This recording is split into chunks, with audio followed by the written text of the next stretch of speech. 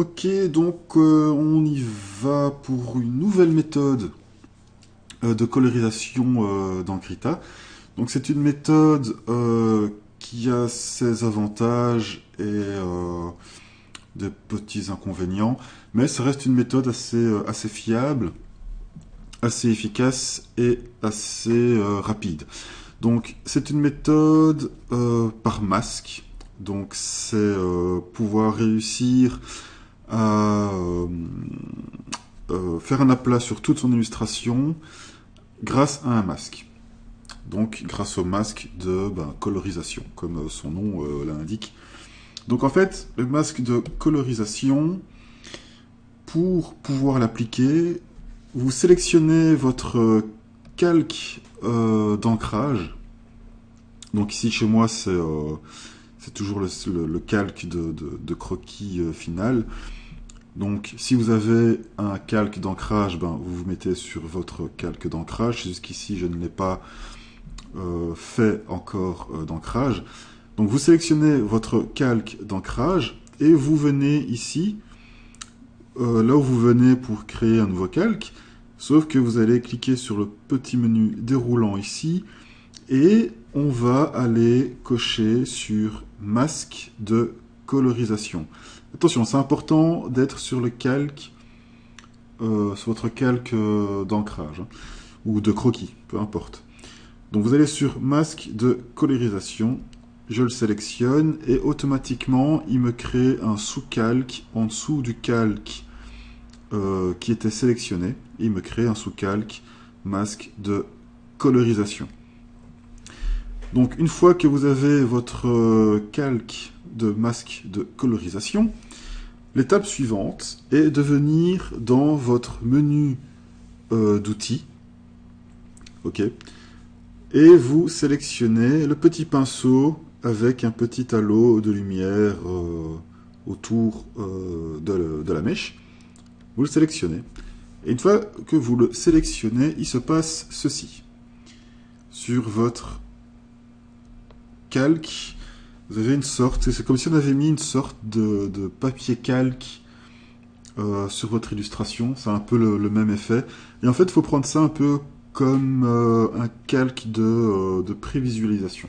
C'est un peu une preview de ce qui va se passer par la suite. Et maintenant, le but est de remplir par zone de couleurs les différents endroits de votre personnage. Donc pour ce faire, je vais activer ma palette de couleurs.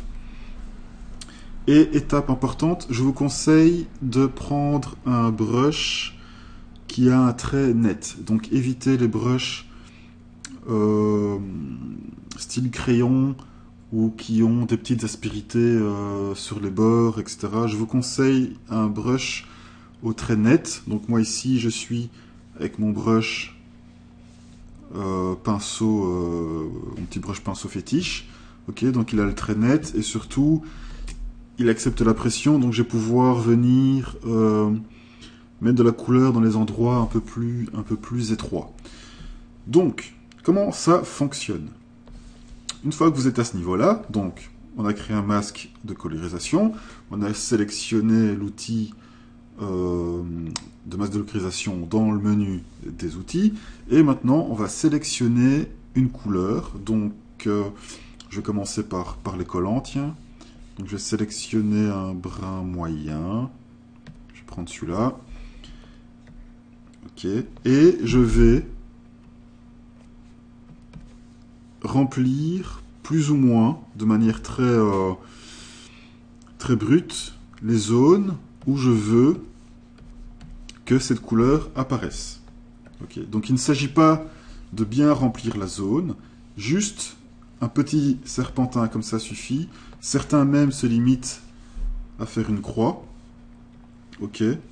Bon, moi je fais des petits serpentins. Voilà, donc là il faut du brun, là il faut du brun. Ok, donc pour le collant c'est fait. Je vais aller sélectionner du coup maintenant le bleu pour la tunique. Je prendrai un bleu moyen. Ok, je zoome. Voilà. Donc ça c'est du bleu, du bleu, du bleu, du bleu, ça aussi du bleu. Ok. Donc ne vous cassez pas la tête à être précis. Le but est vraiment de désigner une couleur sur un endroit et après le logiciel fera le reste. Vous allez voir par la suite. Donc là c'est du bleu aussi, du bleu.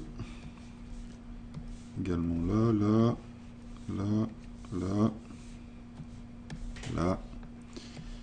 On va mettre, allez ici aussi.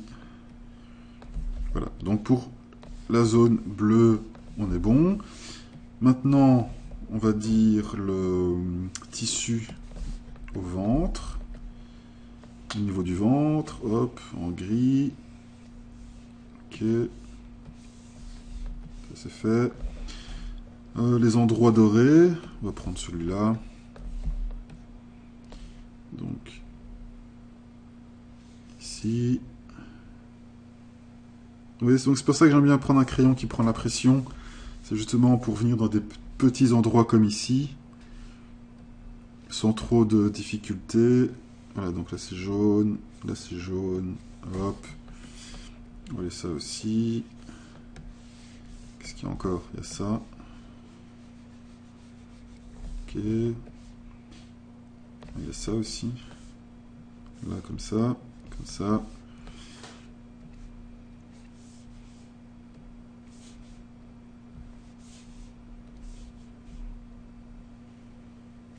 Voilà.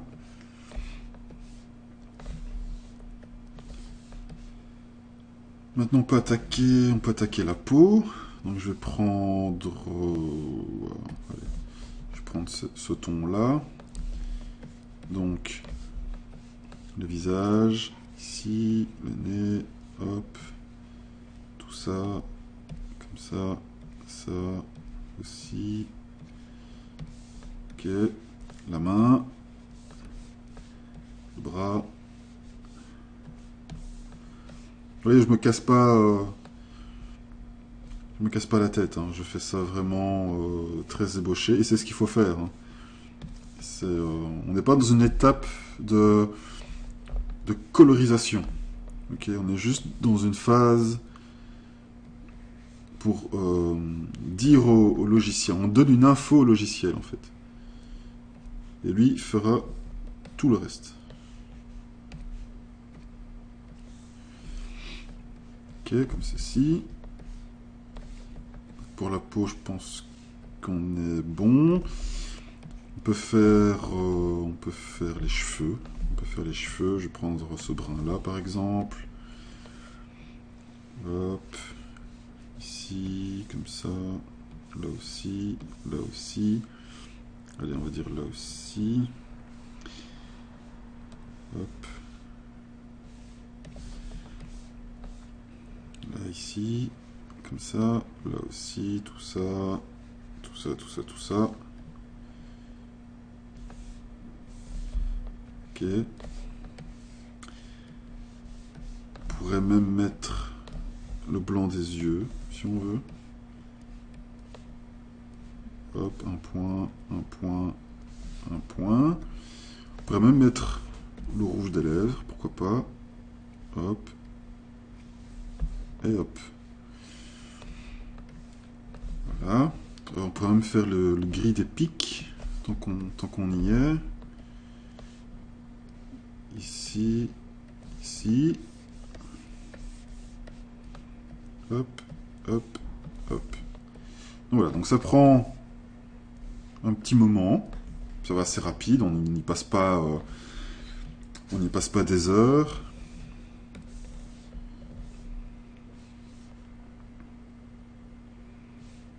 On peut même prendre ce truc là pour faire les poignées ici, comme ça.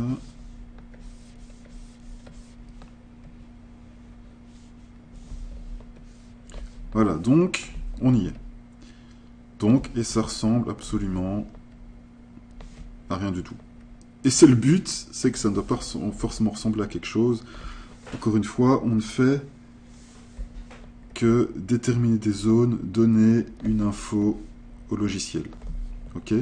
Donc une fois que vous avez désigné les endroits où telle couleur doit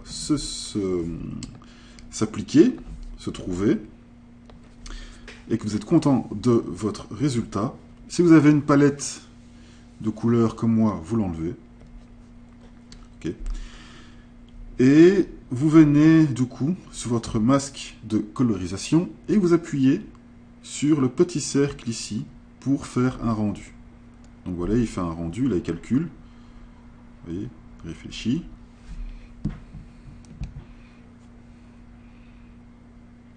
Et voilà. Donc il m'a fait un premier rendu. Ok. Donc là on voit pas très bien ce qui se passe parce qu'il faut aller cocher ici sur le petit crayon. Vous voyez, vous venez sur le petit crayon, vous le décochez et vous aurez une meilleure visibilité du résultat. Ok. Si je rappuie, je retrouve mon état précédent avec la prévisualisation des endroits que j'ai désignés où devait se situer la couleur. Okay. Si j'appuie sur le cercle ici, j'enlève le rendu final et je me retrouve avec l'étape avant rendu. Ok. Donc là, je vais décocher la prévisualisation pour uniquement conserver mon rendu.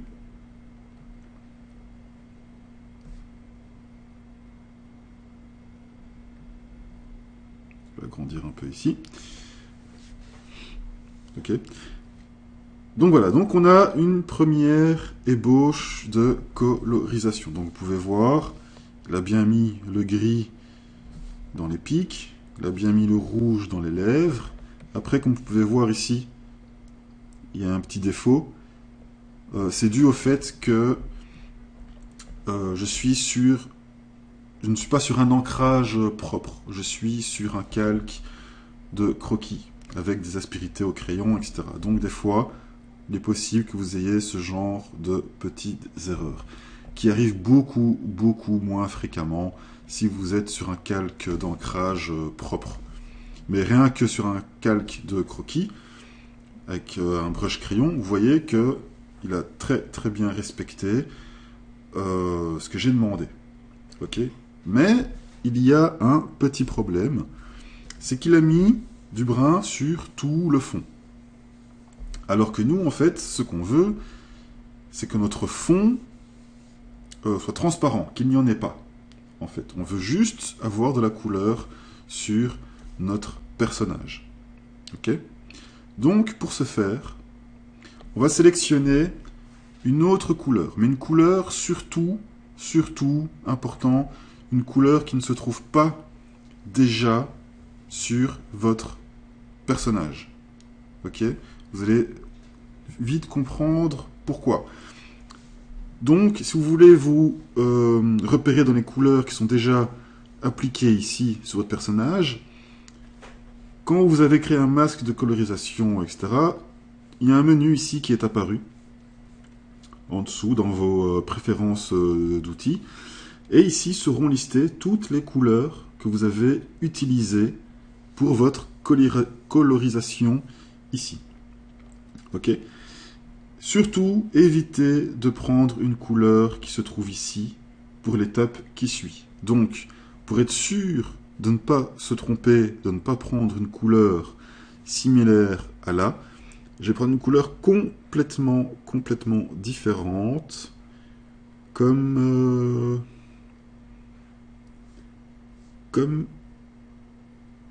de l'orange. L'orange, ça devrait le faire, à mon avis. Et ce que je vais faire, c'est que maintenant, je vais aller appliquer de l'orange. Oups. Je vais aller appliquer de l'orange sur tout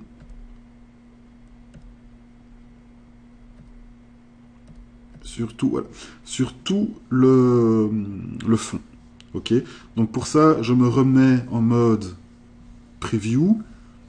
Ok. Donc souvenez-vous, si je rappuie sur le cercle ici, j'ai la preview et le rendu. Si je le décoche, j'ai ma preview si je décoche les deux, j'ai mon croquis de base. Là, ce qui nous intéresse, c'est l'état preview. Et je vais, du coup, appliquer l'orange sur tout le fond. Donc là, c'est du fond, du fond, du fond, du fond, du fond. Bien remplir les espaces ici. Hop, du fond, du fond, du fond. Voilà, hop. Tout ça, c'est du fond. Ici aussi, vous voyez les petits trous ici, ne pas les oublier, entre le bras et les cheveux, il y a un espace de fond. Ça, c'est du fond aussi. Ok. Je pense que c'est bon pour le fond. Voilà, donc une fois que vous avez déterminé votre zone de fond, faut refaire du coup un rendu. Attendez, hop, ici aussi, là, c'est du fond. Comme ça. On refait un rendu, donc je reviens ici sur le petit cercle, j'appuie, il calcule, lui là qui calcule, il fait un rendu.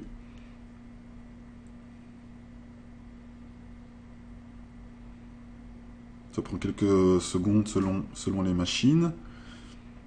Voilà. Et pour avoir mon rendu final, je vais cocher sur le petit cercle, enlever le crayon, et voilà. Donc il a bien remplacé le brun par l'orange, mais c'est toujours pas ce qu'on veut. Nous, ce qu'on veut, c'est retrouver notre fond transparent. Juste conserver notre personnage en couleur. Ok. Donc pour ça, je reprends mon outil ici, masque de colorisation, pour avoir accès au menu ici dans les préférences d'outils. Je me mets bien sur la couleur que j'ai utilisée pour le fond, donc en l'occurrence ici c'est l'orange, et je vais cocher ici sur le bouton transparent. Ok. Maintenant que j'ai appuyé sur le bouton transparent, vous voyez qu'il a barré l'orange. Et si maintenant je refais un rendu, donc si je reclique ici, il recalcule. Il calcule, il calcule, il calcule. Et bim badaboum, voilà, je n'ai plus de fond orange. Mon fond est bien devenu transparent. Si j'enlève le visu, voilà. Mon fond est bien transparent. Et j'ai conservé uniquement la couleur sur mon personnage. Ok. Et maintenant, l'étape qui suit, c'est que maintenant que mes rendus sont faits, je suis satisfait de mon rendu final. Il faut, ou du moins on peut, moi personnellement je le fais et je le conseille, transformer votre masque de colorisation. Il faut le convertir. Donc vous faites... Oups. Voilà. Donc vous faites un clic droit dessus. Il va vous donner ce menu ici. Et vous venez dans Convertir en calque de dessin. Et votre masque de colorisation, voilà, sera converti en calque de dessin sur lequel vous pourrez du coup interagir, dessiner, transformer, etc., etc. Donc vous voyez bien que maintenant, j'ai un calque de couleur complet sur lequel je peux venir dessiner. Ok. Donc vous voyez que bien, c'est bien un calque de dessin avec le petit icône ici à côté, voilà, qui stipule bien que c'est un calque de dessin. Ici, le petit icône de dossier, ça montre que c'est un calque de groupe, etc. Donc on est bien sur un calque de dessin. Et à partir de là, je peux maintenant venir piquer la couleur et ajuster ce qu'il y a à ajuster. Je peux venir faire mes petites corrections de couleur à certains endroits. Donc là, hop, parce qu'elle a la bouche ouverte. Voilà, je peux lui mettre de la couleur dans les yeux. Voilà. Et je peux petit à petit maintenant commencer à travailler ma couleur, vu que j'ai transformé mon masque en calque de dessin. Et voilà. Et comme vous pouvez voir, j'ai très très peu de réajustements à faire. Le masque de colorisation a vraiment bien traité la mise en couleur aux endroits voulus de manière très propre. Voilà, donc ça prend quelques minutes à installer, surtout qu'on n'a pas l'habitude, mais une fois qu'on a pris le concept en main du masque de colorisation et qu'on est habitué avec, ça peut relativement aller assez vite. Surtout si on a des illustrations assez complexes, avec beaucoup d'éléments, etc. Je pense que le masque de colorisation est un bon moyen de réussir à coloriser l'ensemble de l'illustration de manière assez rapide et efficace. Donc voilà, donc vous voyez bien que c'est assez fidèle, c'est même très fidèle à ce que j'ai demandé.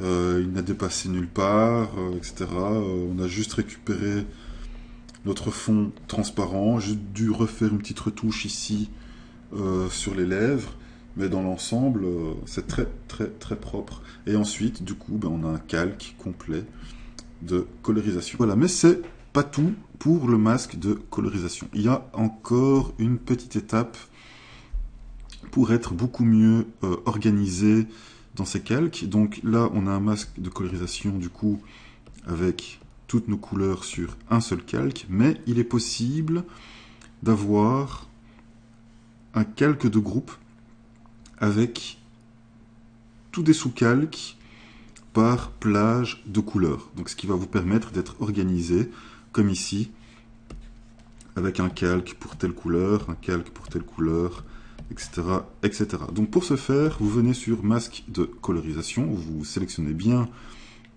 le calque de masque de colorisation, au préalable qui a été transformé en calque de dessin. Vous venez dans calque et dans fractionner. Et dans fractionner, vous faites séparer le calque. Il va vous ouvrir ce petit panneau avec différentes options. Ok, donc rassembler tout nouveau calque dans un calque de groupe. Donc ce qu'il va faire, en fait, c'est qu'il va vous créer un calque de groupe dans lequel va se trouver un calque pour chaque couleur. Donc vous aurez un calque pour la couleur du collant, vous aurez un calque pour la couleur jaune, vous aurez un calque pour la couleur bleue, un calque pour la couleur peau, etc., etc. Et vous aurez un peu, comme ici, un calque par plage de couleurs pour être bien organisé. Et du coup, vous pourrez verrouiller l'alpha pour chacun des calques et dessiner beaucoup plus librement que si vous aviez conservé votre calque de masque de colorisation avec toutes les couleurs sur le même calque. Donc, ici, on a verrouillé un alpha chaque nouveau calque. Okay, donc quand vous avez créé votre calque de groupe, les alphas ici, de chaque calque, seront automatiquement verrouillés d'entrée de jeu. Okay.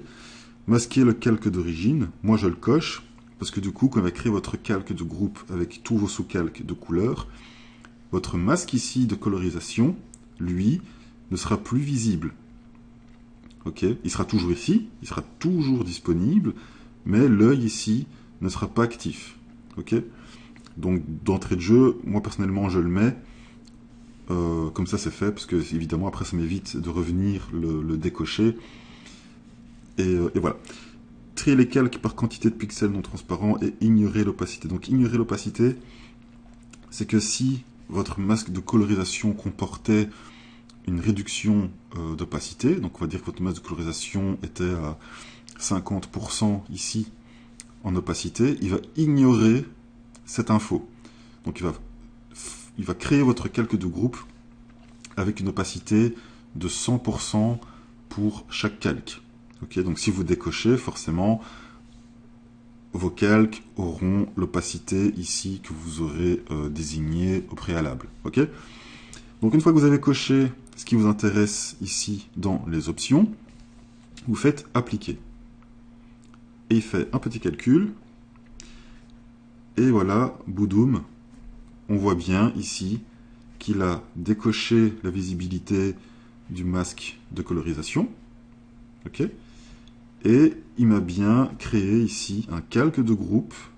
Vous voyez, donc si je le décoche, tout s'en va. Il m'a bien créé un calque de groupe avec chaque calque qui correspond à une couleur, avec tous les alphas verrouillés automatiquement. Donc ici, on voit bien que si je coche ici, voilà, il a bien créé un calque pour les tons bruns. Ok? Et donc le nom de calque sera le nom de la couleur. Donc après, si vous voulez, évidemment, vous pouvez le renommer. Donc, par exemple, on va l'appeler collant des cheveux, parce qu'il les a mis dans un même calque, par contre. Ok? Ici, tan, ben, c'est la peau. Donc vous pourrez le renommer aussi peau, et ainsi de suite. Donc vous voyez qu'il a bien créé un calque pour chaque élément de couleur. Donc ici, on a le bleu pour la tunique. Ici, on a le gris pour l'abdomen et les pics. Ici, on a le sand pour la couleur or. Et ainsi de suite. Ok? Donc du coup, maintenant, comme il a créé tout un calque de groupe, je vais pouvoir gérer mes calques, les renommer et dessiner sur chaque zone indépendamment, comme ici, où on avait créé un calque séparément pour chaque élément. Et comme l'alpha est verrouillé, si je me mets sur le collant, par exemple, et que je prends une couleur, un brush, voilà, je vais pouvoir dessiner à l'intérieur sans problème. Donc voilà, toute la puissance du masque de colorisation. Ça permet une colorisation assez rapide, très propre, et en plus de ça, vous pouvez créer un calque de groupe avec tous vos calques divisés par plage de couleurs pour être bien organisés et bénéficier du coup de l'alpha de chaque calque.